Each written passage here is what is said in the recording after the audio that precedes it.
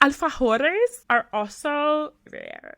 And I had a student, we had a food exchange, and a student brought in alfajores, and I had an Arab student in my class, and they were like, oh my God, my mom makes these. But they called them a different name. How cool is that? It was such a cool intercultural intersectionality movement.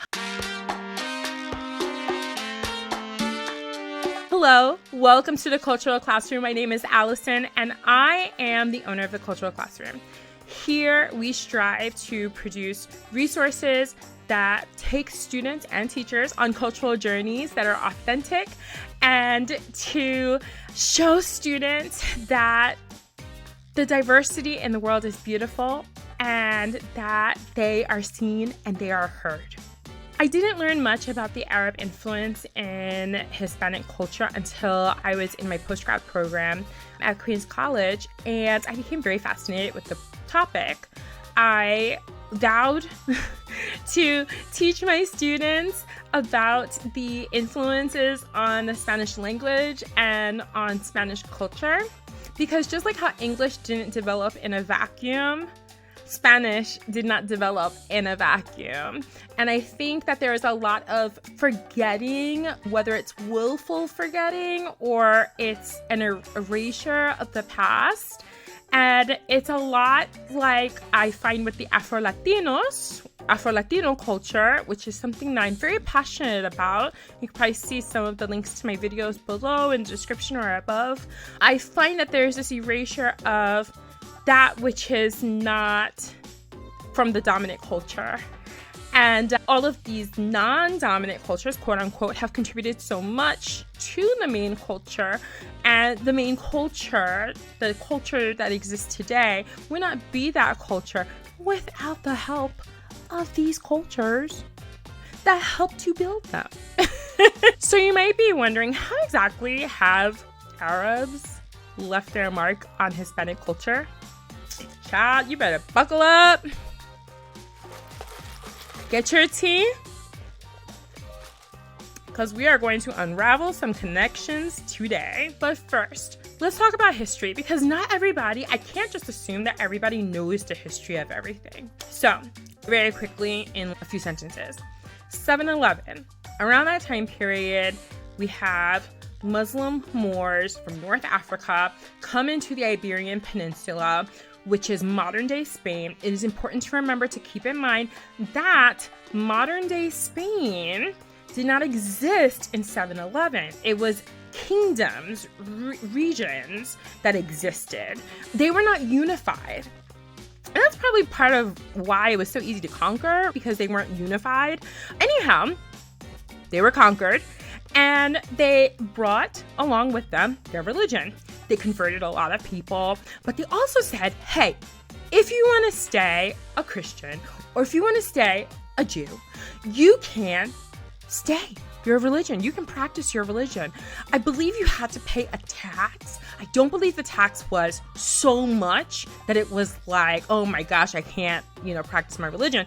But I believe that you had to pay a tax of some sort. And so anyhow, it wasn't so bad, because we have documents that say that these three cultures lived together in Spain. So 7-Eleven, moving forward through history to 1492. Now, there's an enclave in northern Spain that wasn't conquered. And that enclave, they are just like, they're gaining traction. They're like, you know what? We need to unify. We need to get these Muslims out of here. We need to just gather forces, and we need to unify Spain. One Spain, one Spain. All right. This is the Reconquista, right? So we're reconquering Spain. So anyhow, the northern forces pushed back over time. 800 years it took. 800 years to push back the Moors. And the last city to fall was Granada in 1492. That city fell. And I think there's a quote where the last king of Granada, he wept when he left the city, because Granada is a gorgeous city. I was there. It's a gorgeous city. And he wept, and his mother said, don't cry. Oh, I'm going to butcher this. Don't cry now for what you couldn't save. When I tell my kids that, they're like, oh my gosh, she's cold. When you see Granada, you'll know. You'll know. But the stronghold throughout this whole time period, this 800-year time period, was Al-Andalus, which you can probably hear is Andalusia. So we have Sevilla, we have Malaga, we have Cordoba, we have, what else? I'm just pulling this off the top of my head. We have Granada, I think I said.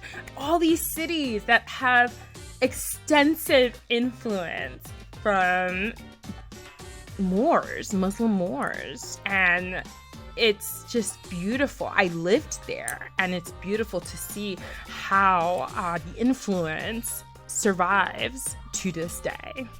Let's take a look at language. I'm just going to look at a couple of A's, all right? There are about 4,000 words in Spanish that are directly just the babies of Arabic, all right? Almohada, pillow.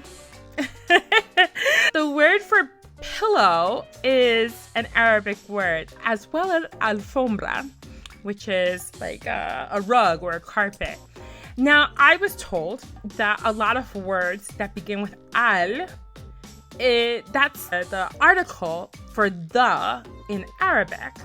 And so if you see al in a word in Spanish, it may indeed be a word that is of Arabic origin, like albóndigas, which means meatballs, and albaricoque, which is apricot.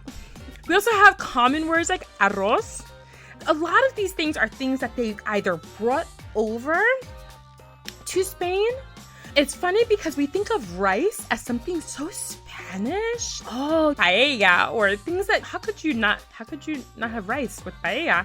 But it just is. Or Celia Cruz, her famous expression, azúcar, Arabic word. If you look at the roots of all of these words, which I encourage you to, they are so close. A lot of words stretch the gamut of food, politics, clothing, science, math, furniture. And these are things that they brought with them to Spain. And there was just no word for them. So they were just like, hey, we'll give you a word. Ajedrez. Moving on to art and architecture, many moons ago, I lived in Sevilla and I traveled all over southern Spain.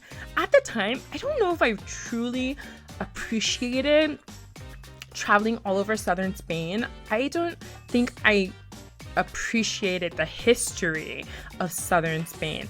But I think like it started to hit me when I started to look at the art and architecture of southern Spain. Because when you see it, you know that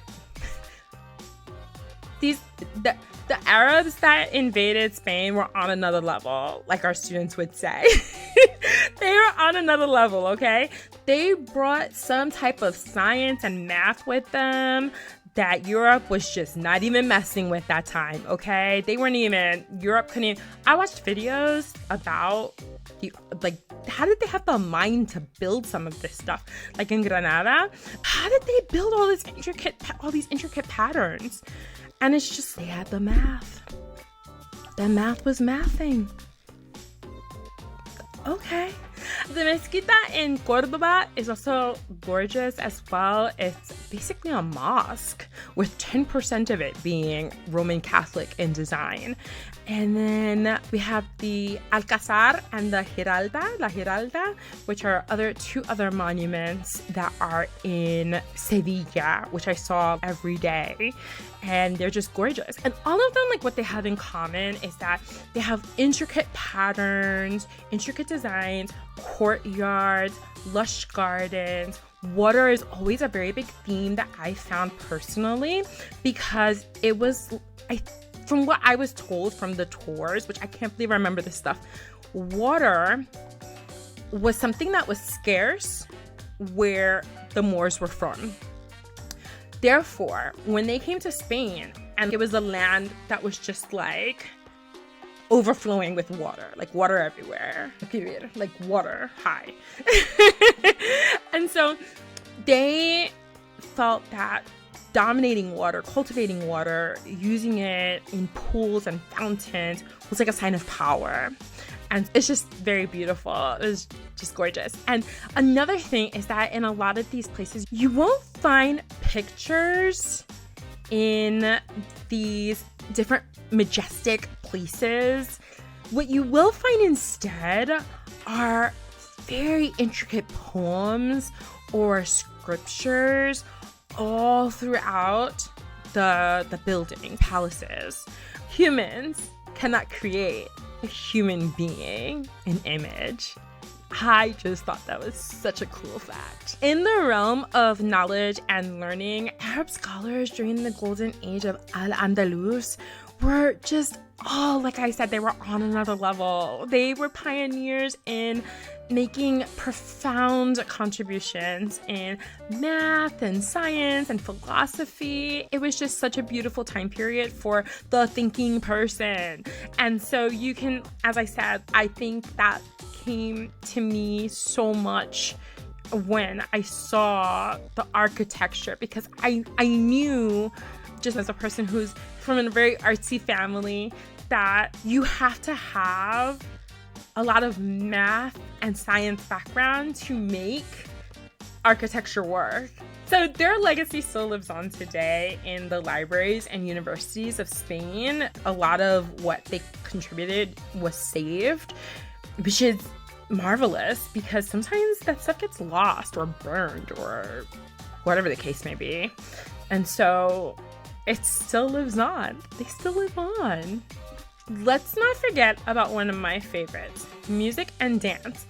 Flamenco would not be flamenco without Arab music being intertwined to create this rich tapestry of notes and melodies that literally dance together. And if you listen to the harmonies, I have a very musical background. If my ear can instantly hear that this is not a classical song inspired by Mozart, my ear can hear these little dips and turns and these little spins, and it's just so beautiful. And it almost imitates, right, the way that the hand does move when one is dancing flamenco or sevillanas, or these dances that are associated with the genre. Finally, let's not overlook the culinary delights that Arab culture has left in Hispanic culture. I think we would not have half the dishes that we have if Arab culture did not influence Hispanic culture. Saffron.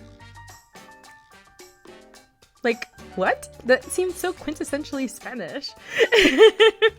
But no, we borrowed it. Cinnamon.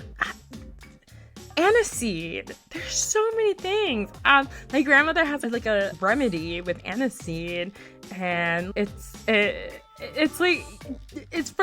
not indigenous to the culture.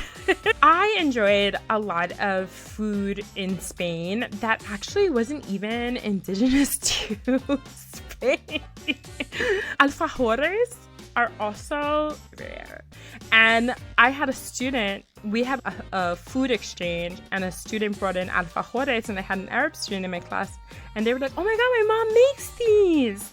But they called them a different name. How cool is that?